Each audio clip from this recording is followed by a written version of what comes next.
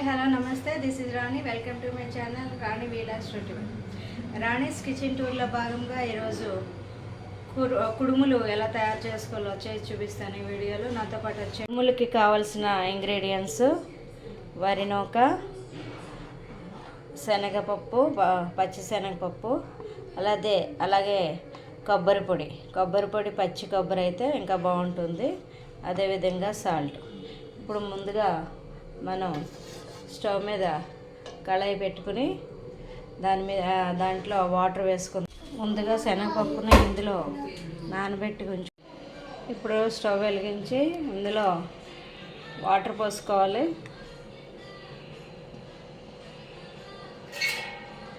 Water పోసిన తర్వాత ఇందులో సాల్ట్ వేసుకోవాలి.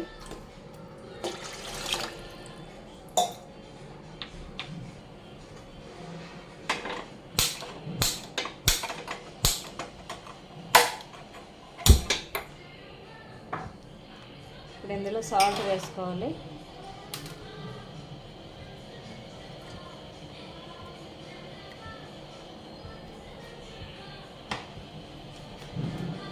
ఇప్పుడు ఈ వాటర్లో నానబెట్టిన శనగపప్పు వేద్దాం.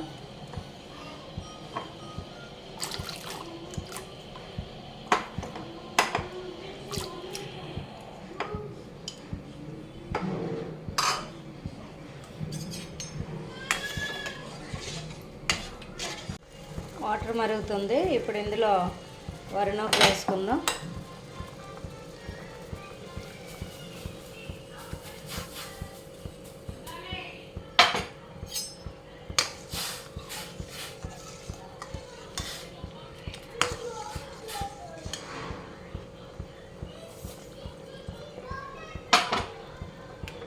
వేసుకుని స్లోలో పెడదాం.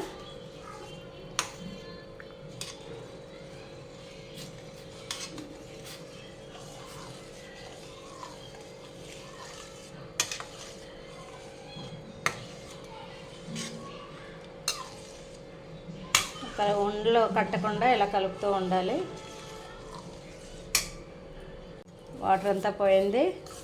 ఇప్పుడు కొంచెం గట్టిగా అయింది. ఇప్పుడు స్టవ్ ఆపేసుకుని దీన్ని చల్లారిన తర్వాత దీన్ని ఉండల కింద చేసుకుని ఇడ్లీ పాత్రలో పెట్టుకుందాం. ఆరిన నూకని ఇలాగ రౌండ్గా కుడుముల్లా చేసుకోవాలి. ఇదిగో ఇలా చేసుకున్న తర్వాత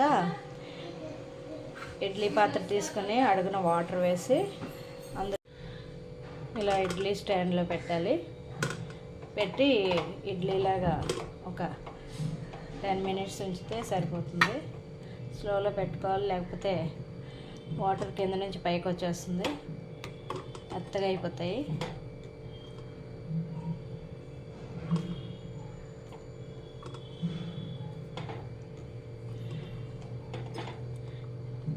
ఇందులో బెల్లం కూడా వేసుకోవచ్చు. బెల్లం కూడా వేసుకొని పెట్టుకోవచ్చు.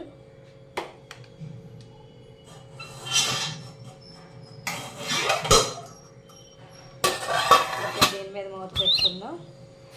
మూత పెట్టుకుని స్టవ్ మీద పెట్టినవి ఉడికినాయి. ఇప్పుడు దీన్ని బౌల్లో వేసుకుని సర్వ్ చేసుకోవచ్చు. ఓకే, బౌల్లో తీసుకున్నాను. రెడీ అయిపోయినాయి, కుడుములు రెడీ అయిపోయినాయి. దీన్ని కొబ్బరి చట్నీతో కానీ, టమాటో చట్నీతో కానీ,